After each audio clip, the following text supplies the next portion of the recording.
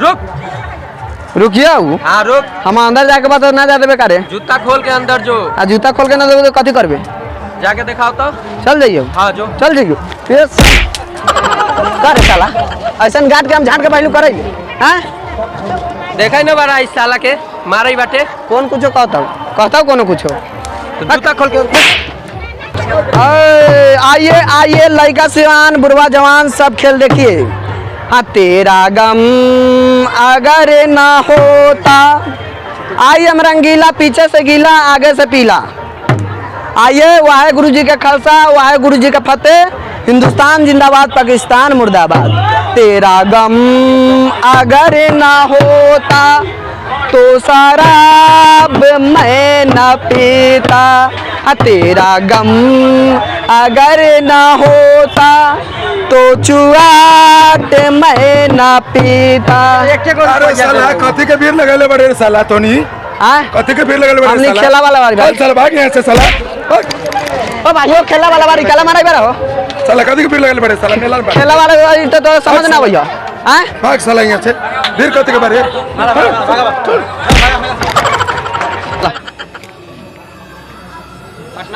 इस साला कहो देखल लगई बा। भैया हमरा चिन्है बारा ना। हो चिन्हई बारी साला राजेपुर मेला में लात खेले जिलेबी लात खेले हां ये मेला में जिलेबी ले चरावे के विचार त ना बात हो भैया बात कहिया। हां इहे ना नौबत अहू मेलवा में आ गेल बा। ना तई मधुहा मेला बाबू औसन काम मत करी है। हैं औसन काम बात कहिया। हां 60 रुपया देना दे 1 किलो जलेबी हो जाए। लौड़ा का पैसा 60 रुपया फ्री में आवले 60 बहुत मेहनत से कमाए के आपका बॉस पे काना हाथ धो दिया तू मार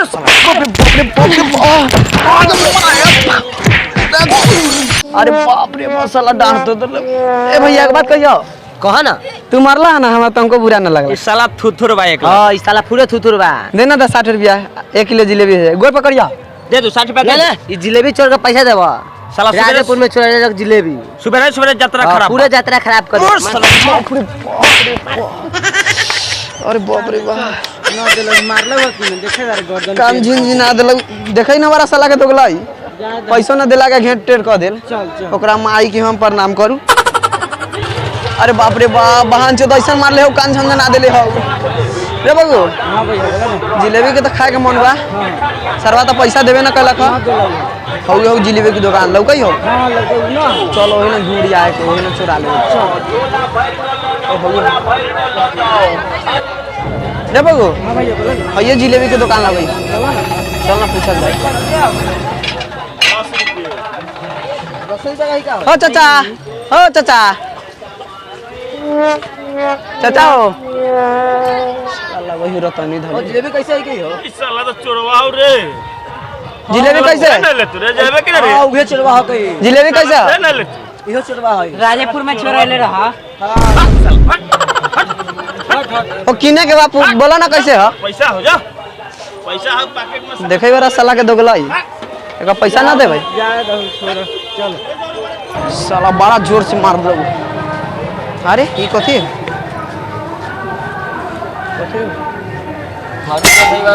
अरे बाप रे साला मार दलो कोस के रे। वो पैसा छान के बेचई बर हो। ए सरवा के दोगलाई पैसा कहीं छान के बिकाल है। पैसा छान के ना बेचबे तो कई हो अब पैसा चुराई बाबू चोरावई ना नहीं बढ़िया देखई बढ़िया डुप्लीकेट बोल ना लात चले जलेबी के दुकान पर चोरी करई में अरे लो पैसा चुरावे भागवे कि ना रे। साला इहो घटिया रे। चल हटता ही नहीं हटता। और कैसे आई 80 रुपए किलो 80 रुपये किलो। हो चाचा महीने देखा ना केने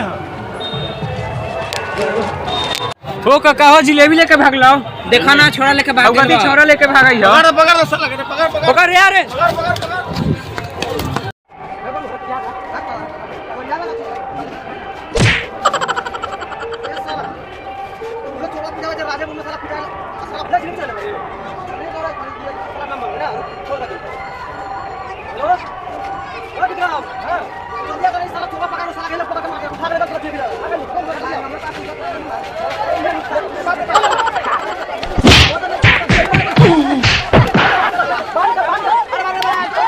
छोड़ दे भाई छोड़ दे बाप रे ओ काका ओए देखो अगला बात मारना साला ओ रुको ना मत आंख हो तो जिलेबी लेके लगा कथि कर बता दो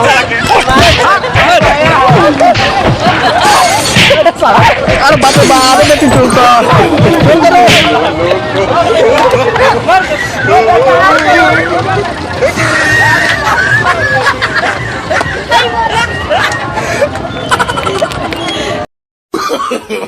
no, no, no, no.